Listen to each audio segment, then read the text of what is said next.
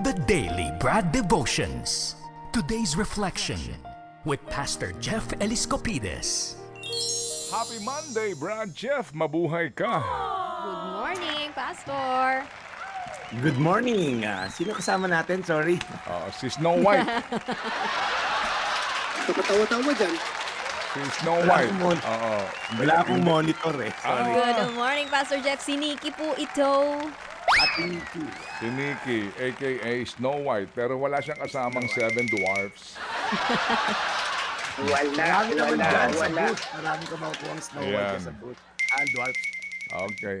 Ano ka mo, Brad Jeff? Ito na kami ni Nikki. Nakaabang pati ang ating mga suki ngayon dahil ito pong ating katanungan para po sa ating What's on Your Mind contest tomorrow. Brad? Yes, oo nga Brad Ted. Pero ngayon, Lunes, sasagutin lang natin yung mga normal na katanungan ng mga nagsisimula pag Lunes. Alam niyo po yung feeling na parang ito na naman, Lunes na naman, makikibaka na naman ako, parang Lunes pa lang pagod ka na, no? Parang hindi mo na kaya, I don't know, maybe physically, pagod ka, or emotionally, drained na tayo, at hinang-hina na tayo dahil last week lang, kinalaban mo to, ngayon na namang week na to. Pero sa gitna ng kahinaan na yan, merong tinig nagmumula sa langit. Yung voice na to, nag-i-encourage sa'yo. It is sa 2 Corinthians 12:9, My grace is all you need. My power works best in weakness. Ang ganda na to, no? Ang sinasabi na to kay Apostol Pablo, who's going through a deep struggle po during that time, meron tinatawag na thorn in the flesh.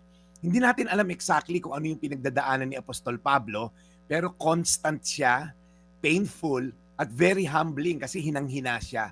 3 beses siyang nanghingi sa Diyos ng awa, can you take it away, Lord? Pero ang sagot ni Lord, hindi, Paul, hindi ko tatanggalin yan. At ito nga'y sinagot niya, because my grace is enough for you, sufficient for you. Dahil yung lakas na makukuha mo sa akin, sa gitna ng kahinaan mo, ay perfect.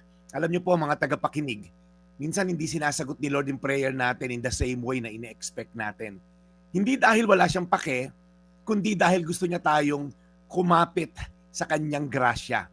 Grace na hindi lang pampatawad sa kasalanan, pero yung grasya na to nagpapalakas sa gitna ng kahinaan. Sinasabi ni Lord, anak, I am enough for you. Yung weakness po natin, yung failures, even limitations, hindi yan hadlang para maranasan yung kapangyarihan ng Diyos. In fact, doon pa mismo kumikilos ang kalakasan ng Diyos sa gitna ng ating kahinaan. So, God is not looking for strong people. He is looking for surrendered people. Ayan ha. Hindi siya naghahanap ng mga malalakas. Hinahanap niya yung, Lord, mahina ako, inaamin ko, hindi ko kaya to. So ngayong araw po na to, abang ako'y papunta na sa aking pagdarasal, ngayong araw na to, kung may pinagdadaanan ka, health issue, financial issue, emotional, spiritual dryness, sabihin mo lang kay Lord, Lord, nangihina ako, pero alam ko malakas ka, and let your grace be enough for me today. 2 Corinthians 12:9, My grace is all you need. My power works best in weakness. Tayo manalangin. Panginoon, salamat po dahil panibagong araw, pagpasok ng linggo, Lunes na Lunes, Lord, naghihintay ang panibagong grasya mo. Naghihintay ang bagong kalakasan na ibibigay mo sa amin na humbly mag-aas sa'yo ng lakas, ng grace. Kaya Panginoon, sa mga taong pagal na sa pagdadrive para sa kinabukasan kanilang pamilya, sa mga pagal na pasok na naman sa opisina, paulit-ulit, o mga nagninegosyo ng mga maliliit na negosyo, Lord, tulungan niyo silang lumakas sa pamamagitan ng iyong grasya. Dalangin namin, Lord, yung mga may karamdaman ngayon na nasa ospital, nagda-dialysis, nagkikimo, Lord, palakasin niyo po sila habang nanonood sila ngayon. Sa pangalan ni Jesus. Amen. Amen. Amen. And Lord, muli po salamat sa araw na ito, sa pakikinig po namin sa napakagandang aral. Mula po rin po sa aming The Daily Brad. We pray, Lord, alagaan niyo po si Brad Jeff this week sa kanyang muli ay 1 linggong pagmimisyon.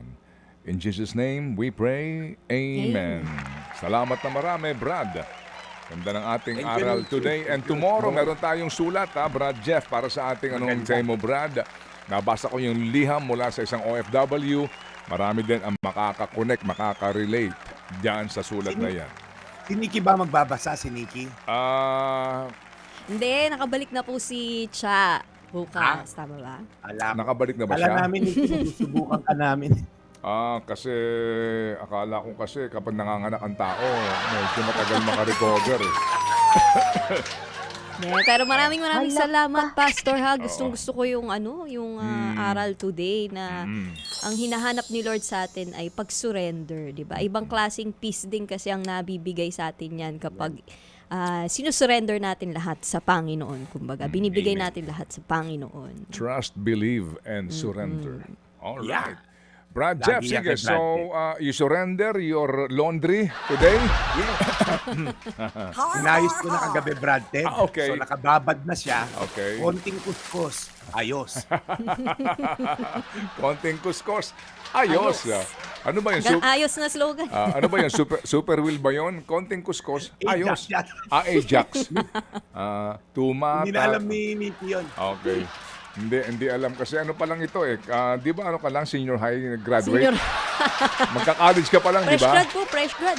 Oo. Magka-college pa lang ito eh. Si Nikki. Bata-bata. Oo nga. Yes, tama, di ba? No. Saan ka nag-enroll?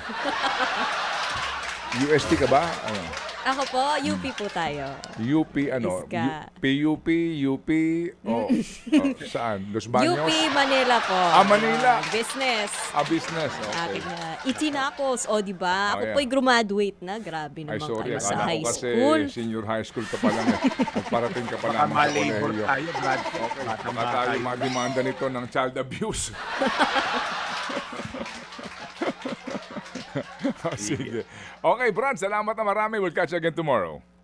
Salamat lang din ako kay Darf at Marie Mercado. Thank you for listening. Ito po yung Daily Brad, your daily dose of inspiration. Thank you, serving the people, Brad Jeff Eliscopides sa ating The Daily Brad.